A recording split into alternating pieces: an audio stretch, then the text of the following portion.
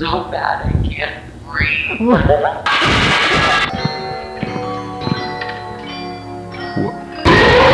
First, it was the voices. Employees started to hear whispers echoing throughout the restaurant at night. Get out. Have I said something to upset?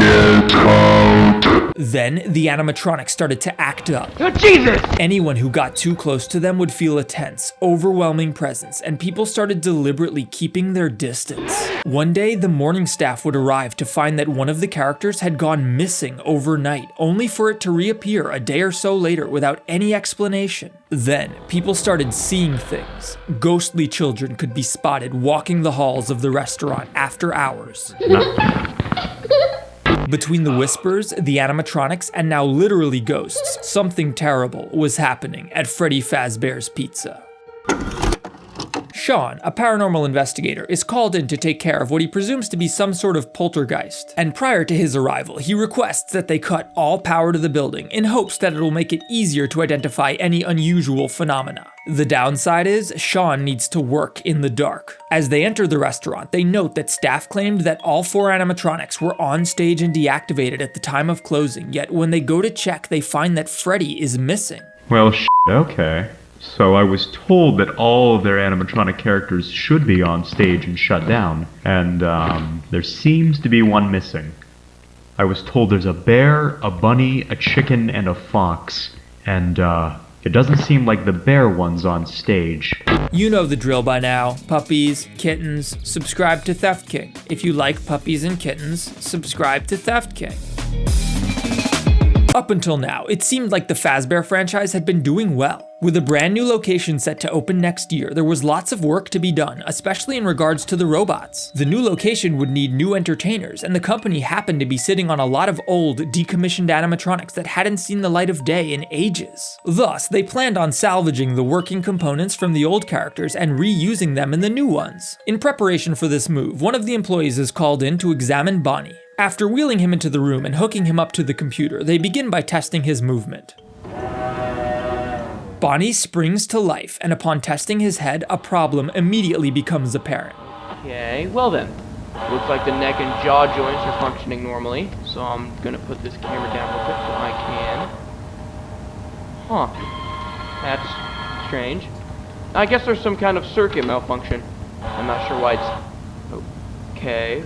Examining Bonnie's head, the employee determines that the electronics have been shorted out, and they go to test the ears. Unfortunately, it seems that the entire head is having problems, so they move on to the arms. The left one seems to be working fine, which is a relief to the employee, who remarks, Okay, that seems to be working fine. Great, at least we can salvage something from the endoskeleton. Things look okay as they begin to test the left arm, but it quickly breaks. Jesus Christ. They go to examine the damage before remarking that the animatronic sort of smells. Damn, this thing stinks. Next, they test the hips, which work, but the employee begins to question the point of all of this. Bonnie is in pretty bad shape. Is it even worth salvaging anything from him? This thing might as well just collapse right in front of me. I'm surprised they want me to salvage anything from it at all. Alright, let's move on to the legs. They finish up the movement test with the eyes and legs, all of which seem to work fine. They approach their instructions to see what to do next when... Face, hands... Oh, Jesus! Why is... Oh. Right. Forgot to turn the computer off. Whew! Okay, so, anyways, it sounds like I'm just...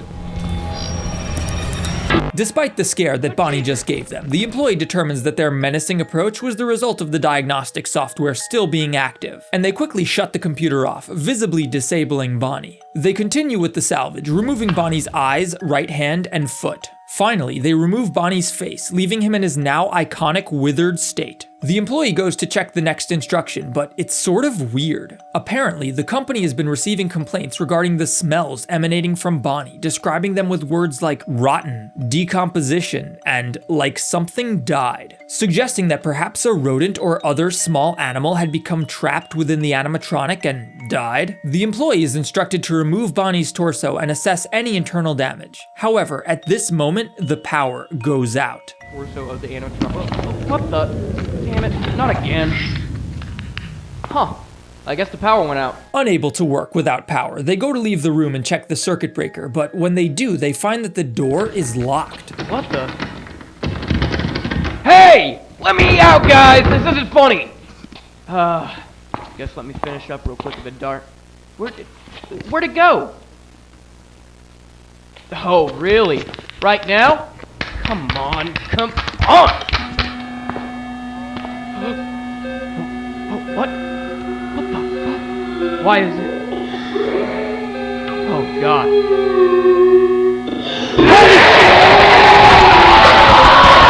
What the fuck? What the? What? Jesus Christ, what was that? Throughout this entire tape, the employee has been rightfully skeptical that these old animatronics are of any use to anyone. Man, I mean, this thing might as well just collapse right in front of me. I'm surprised they want me to salvage anything from it at all. Then, the power suddenly cuts off and they find that the door is locked. It's almost like someone deliberately trapped them in there with Bonnie. The power went out before they could notice, but there was one more item on the list of instructions that the employee had been provided. If you've made it this far, you've seen too much. At this point, the animatronic should become fully aware and hostile because of your recent tampering. Accept your death. Spectre's FNAF VHS series began just under a year ago with the salvage, but they're a pretty interesting person beyond that. They've experimented with meme videos, commentary videos, and they're even a talented musician. They've contributed to the upcoming Grizzlies VR project, and they've actually made some tutorials on creating a FNAF VHS series, so if you're interested in making your own stuff, you should check them out, and also probably support them on Patreon. Sean moves through the restaurant with some sort of ghost detector thing. He activates it and attempts to make contact with any spirits present in the location. My name is Sean. Can you say my name back to me? Sean. Whoa, shit, here we go. Sean is able to work out that the spirit is that of an 8-year-old girl named Susie, one of the restaurant's grisly victims. Do you remember how you died? If you're uncomfortable telling me... Murder. Murder? Who murdered you? Do you remember this person's name? Bonnie. Bunny? You were murdered by a bunny? How did this bunny kill you? Knife. A knife? Susie, was this a person dressed like a bunny? Yes. Holy shit. After being distracted by something in the shadows, Sean proceeds deeper into the pizzeria.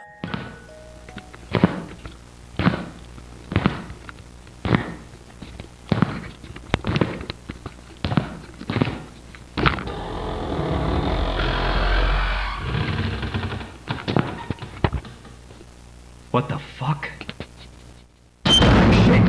It turns out that the incident involving Bonnie wasn't the first. Prior to that, another staff member had been tasked with performing a sound response check on Chica. Henry's voice rings out from a tape player as they approach the desk and take a seat before the ghastly animatronic. The whole situation is weird, but it's especially weird that they'd provide a taser. Why would anyone need a weapon for this? Upon playing the first prompt, Chica successfully raises her left arm. Alright, looks like the left arm moved. When the second clip plays, she raises her other arm. So far, so good. The technician even remarks to himself that this is easier than he thought it would be. 1. Easier than I thought. The sound playing from the tape player is really creepy, but Chica doesn't seem to respond. They mark the test down as unsuccessful, but when they look back up at Chica, they notice that her eyes have moved. Begin audio prompt in 3, 2. Okay, well I guess that counts. Unsure whether this counts as a yes or no, they go to change their response when... Alright, so the eyes moved and then... Holy fuck! Gee. With Chica leering down at the employee, they quickly grab the taser and activate it, resetting her back to her initial position. Shaken, the employee continues the test, but he's beginning to become uncomfortable. So far, all of the prompts have been strange noises, but when the next one starts, it seems to be a song? 1. Oppa Gangnam Style. Gangnam Style. Sure enough, Chica responds perfectly appropriately to this sound. However, Chica fails to respond to the next prompt. Same with the next prompt, and the next one. However, before the final audio prompt even starts playing, Chica's beak begins to move. 3, 2, 1. Whoa, hold on a second. Whoa. Whoa, what the So bad I can't breathe. What the fuck is that? What the Shocked by what they've just seen and desperate to get out of there, the employee musters up the courage to play the final audio log. However, upon doing so, they immediately realize that they've made a terrible, terrible mistake. No! Where the Chica has disappeared from view. Where the did it go? What the is that? What the? No. Oh no. Back at the restaurant, Sean, the paranormal investigator, finally locates Freddy, who was missing from the stage earlier. Setting down his flashlight and activating his ghost detector, he once again attempts to commune with any spirits present. What's your name?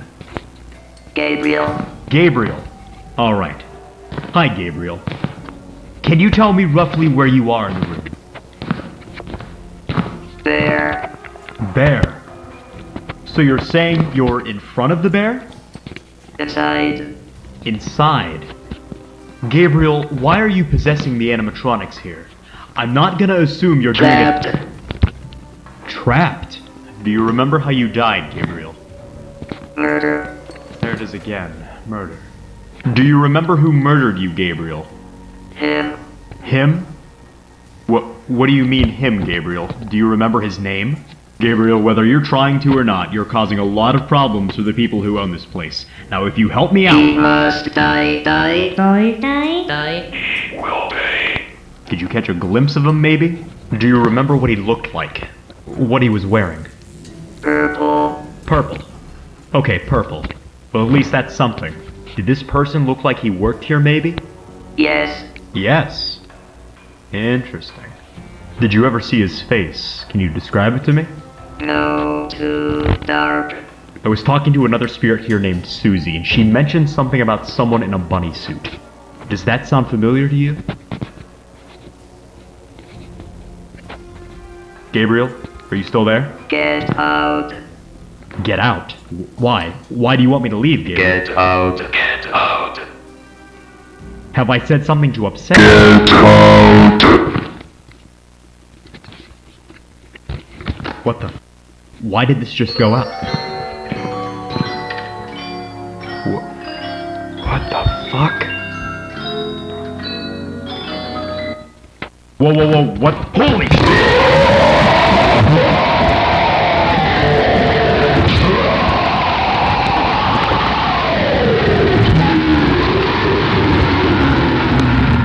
Desperately fleeing from the enraged animatronic, Sean reaches the pizzeria's exit only to find that the doors are locked. Come on! Come on! Without any alternative, he breaks the glass on the front window and steps out.